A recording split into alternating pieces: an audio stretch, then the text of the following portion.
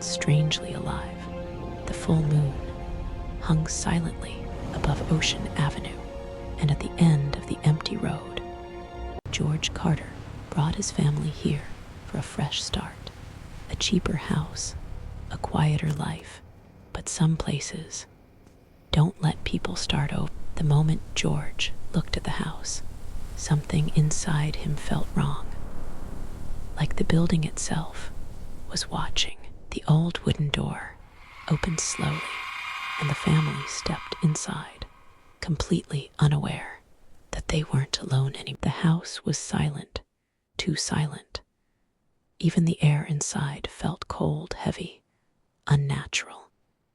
As George unpacked the boxes, the shadows on the walls began moving strangely, almost like they were alive. That night, at exactly 3:15 a.m., something woke George up. He opened his eyes suddenly, gasping for breath. And then he heard it. Footsteps downstairs. With shaking hands, George walked toward the stairs. What was that? Every step deeper into the darkness felt like a mistake. And then he saw it, a tall black figure, standing silently near the kitchen doorway. The figure disappeared, but on the wall, a single word appeared in dark dripping marks. Listen. The next morning, Emily felt it too. That unbearable feeling that something evil lived inside. Little Lily began talking to someone her parents couldn't see. When Emily asked who she was talking to, Lily smiled softly and whispered, "My friend is standing." That night, Daniel looked outside his bedroom window and saw a shadow staring back at him from the trees. The house no longer felt empty. It felt awake. A strange sound came from the basement. Soft, slow, almost like someone crying for help. George opened the basement door carefully and stepped into the darkness below, but it was already too late.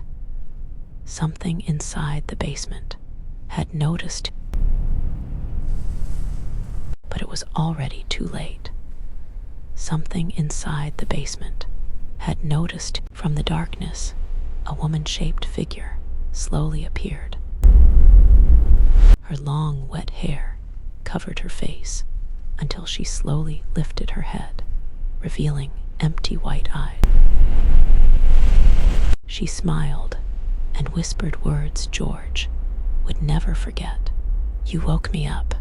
The lights exploded into darkness, and George ran for his life. Emily opened the basement door just in time to see George crawling out in complete terror. Something moved violently inside the basement, trying to reach him, trying to escape.